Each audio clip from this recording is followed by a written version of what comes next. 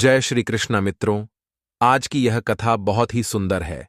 आज की इस कथा में हम जानेंगे कि वह कौन सी दो बातें हैं जो पुरुष को कभी भी अपनी पत्नी को नहीं बताना चाहिए, नहीं तो उसे पूरी झिंगदी कुशलता नहीं रहती है। तो मित्रों, कथा को आरंभ करने से पहले आपको यह अवगत करा दूं कि इस कथा को आपको आखिरी तक सुनना है, नहीं तो आपको आधी अधूरी कथा समझ नहीं आएगी।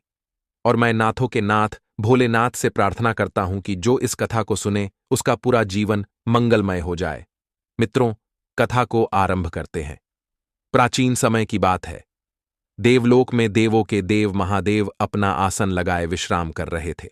तभी वहां देवार्षि नारद जी आ जाते हैं और भगवान भोलेनाथ को दंडवत प्रणाम करते हैं। तब भोलेनाथ जी कहते हैं, देवार्षि नारद, कैसे आना हुआ पृथ्वीलोक पर? सब कुशल मंगल तो है ना? तब नारद जी कहते हैं, हाँ नाथ, पृथ्वीलोक पर सब कुशल मंगल है। आज मैं आपसे एक प्रश्न करने आया हूं। तब भगवान भोलेनाथ कहते हैं, देवार्षि नारद जी, पूछो कैसा प्रश्न है।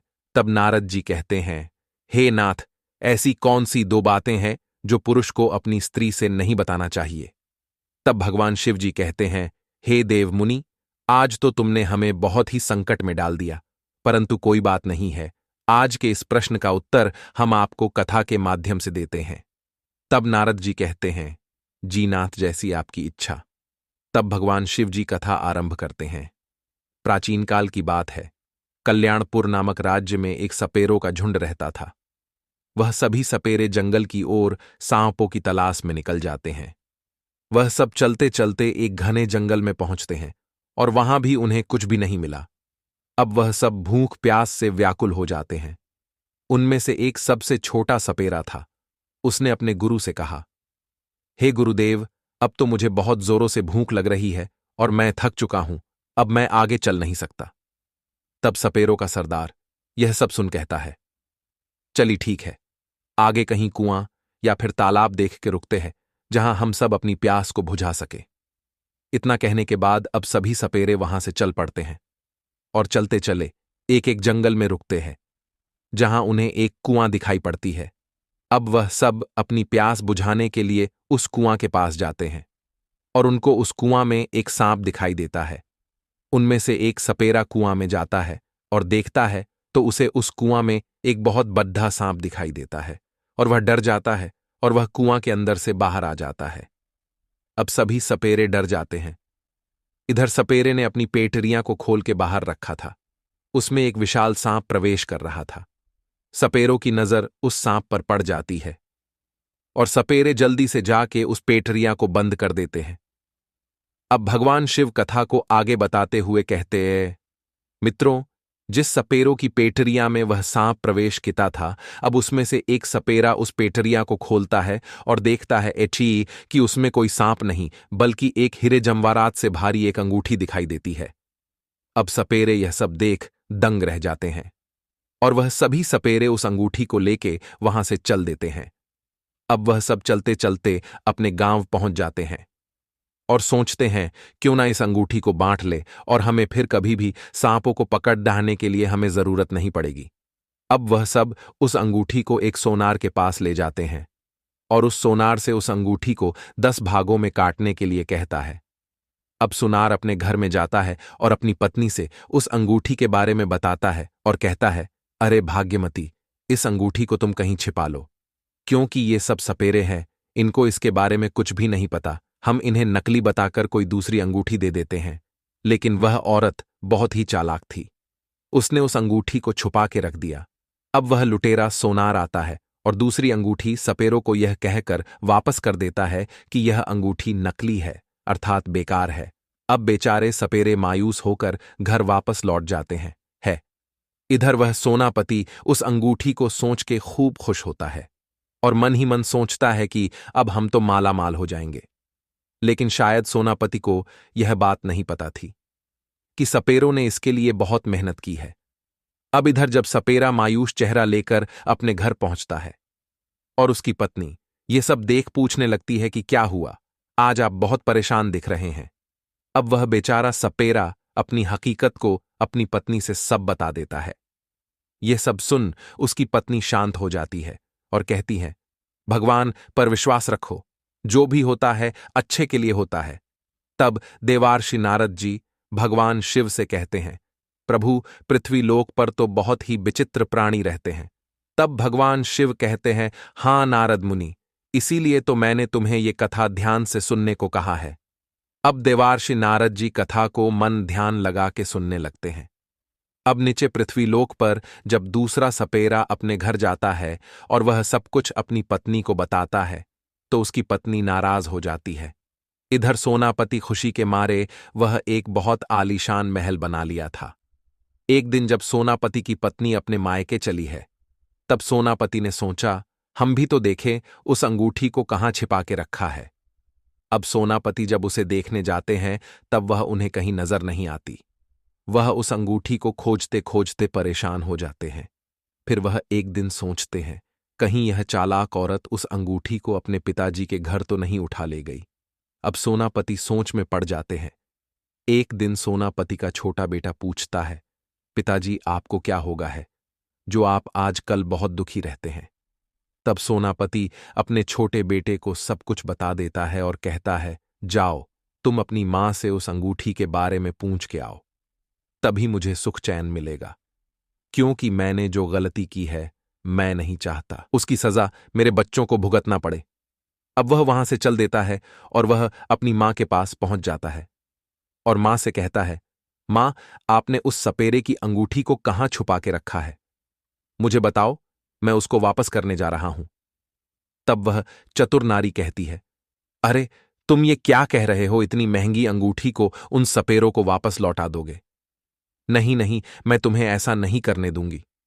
ऐसा कह के वह अपने बेटे के साथ चल देती है। रास्ते में उन्हें फिर से एक सपेरे का गुट दिखाई देता है और वह वही सपेरे थे जिनकी अंगूठी को सोनापति की पत्नी ने ले लिया था। लेकिन उन सपेरों को ये बात बिल्कुल भी नहीं पता थी।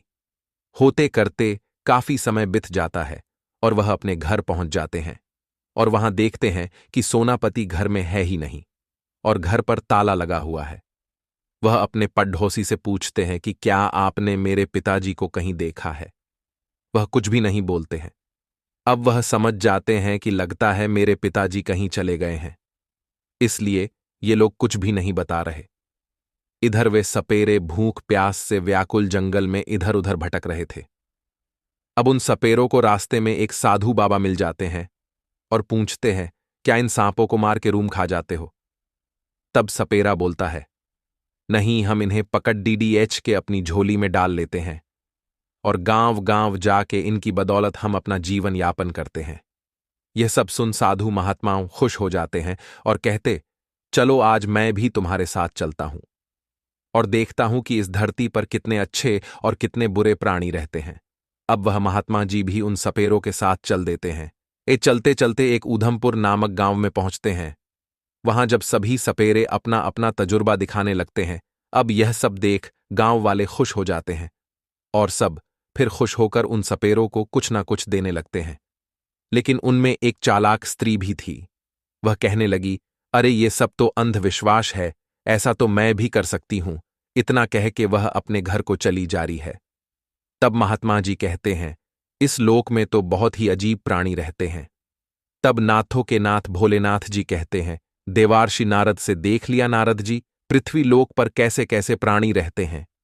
अब भगवान भोलेनाथ जी कहते हैं, सुने, पहली बात यह है कि पति को कभी भी अपनी पत्नी से अपनी कमजोरी नहीं बताना चाहिए, नहीं तो उसका जीवन नर्क बन जाता है, जैसे कि सोनापति का जीवन नर्क बन गया था, क्योंकि सोनापति ने अपनी पत्नी से अपनी सारी बातें बता दी थीं। इसीलिए सोनापति की पत्नी ने सोनापति के सराह ऐसा किया। तब देवार्षि नारद जी कहते हैं, है जी प्रभु, आओ, धन्य गई, आपकी इस कथा को सुन के हम धन्य हो गए हैं। लेकिन प्रभु, एक बात तो आपने बता दी, अब दूसरी बात भी बता दीजिए। तब भगवान भोलेनाथ जी कहते हैं, क्यों नहीं देवार्षि नारद, अब दूसरी बात को भी ध्यान लगा के सुनना, जिससे कि तुम्हें अच्छे से समझ आ जाए। अब भगवान शिव जी कथा को आगे बताते हुए कहते हैं, अब इधर बेचारा सपेरा क्या करता, वह तो अपनी भूख को मिटाने के लिए करता था यह सब काम। लेकिन अब वह सपेरे चलते चलते एक राजा के वाटिका में पहुंचते हैं और उन्हें एक विशाल आम का वृक्ष दिखाई देता है। अब वह सब खुश हो जाते हैं और सोचते हैं, अब तो हम सब की भूख प्यास इसी फल को खाने से समाप्त हो जाएगी। अब वह सब उसी वृक्ष के पास जाते हैं, लेकिन वहां जब देखते हैं तो वहां पर एक विशालकाय सांप उस वृक्ष की रखवाली कर रहा था। अब सभी सपेरों सोचने लगे, अब क्या होगा। लेकिन तब तक उस वाटिका में रहने वाला माली आता है और कहता, क्या बात है भाई सपेरे, इधर कैसे आना हुआ आप लोगों का, और आपके साथ में आपके बच्चे भी हैं। तब सपेरा कहता है, हां माली बाबा, मेरे बच्चे कई दिनों से भूखे हैं, इसीलिए मैं इनको अपने साथ लेकर आया हूं। अगर आपकी इजाजत हो तो मैं इन बच्चों को आपकी वाटिका से कुछ फल लाकर दे दूं, जिससे इन बच्चों की भूख मिट जाए। तब माली कहता है, नहीं नहीं, इस वाटिका का तो मैं सिर्फ देखभाल करता हूं। अगर आपको इस वाटिका के फल खाने हैं तो आपको यहां के राजकुमार से मिलना पड़ेगा और उनसे सब कुछ बताना पड़ेगा। अगर आप कहें तो मैं आपका यह संदेश राजकुमार तक भेजवा दूं। तब सपेरा कहता है, ठीक है, भेजवा दीजिए, क्योंकि मेरे बच्चों ने कई दिनों से कुछ खाया पिया नहीं और इन्हें जोरों से भूख लगी है। अब आगे भगवान शिवजी देवार्षि नारद जी से कहते हैं, हे मुनि, अब ध्यान से सुनना। अब हम आपको वो दूसरी बात बताने वाले हैं जिसे मनुष्य को कभी अपनी पत्नी को नहीं बताना चाहिए। तब देवार्षि नारद जी कहते हैं, जी प्रभु। इधर माली अपने साथियों के साथियों राजकुमार के पास पहुंचकर सपेरों के बारे में सब बताते हैं। यह सब सुनने के बाद राजकुमार माली से कहते हैं, जाओ और उन्हें मेरे पास लेके आओ। इतना सुन माली भागते हुए जाता है और सपेरों को अपने साथ लेकर आता है। अब सपेरे अपनी पूरी बात बताते हैं। सपेरों की बात सुन राजकुमार को बहुत गुस्सा आता है और वह अपने दरबारियों को कहते हैं, जाओ और उस सोनापति और उसकी पत्नी को मेरे पास लेकर आओ। अब सभी दरबारी चल देते हैं और सोनापति के घर पहुंच जाते हैं। सोनापति को सब कुछ बताते हैं और इन्हें अपने साथ चलने की बात कहते हैं। तब सोनापति डर जाता है, लेकिन वह करता भी क्या, क्यों राजकुमार ने उसे बुलाया था, उसे जाना ही पड़ेगा। अब वह वहां से चल देते हैं। इधर सपेरों को राजकुमार भोजन कराकर विश्राम करने के लिए महल में लेकर जाते हैं और उन्हें विश्राम करने के लिए कहते हैं। तब सपेरे कहते हैं, आप धन्य हैं। अब इधर सोनापति भी अपनी पत्नी के साथ पहुंचता है। तब उसे राजकुमार खूब फटकार लगाते हैं और कहते हैं, इनकी अंगूठी को तुमने कहां रखा है। सोनापति सब बताते हुए राजकुमार से क्षमा मांग लेते हैं। इधर सब हंसी खुशी से अपना जीवन व्यतीत करने लगते हैं।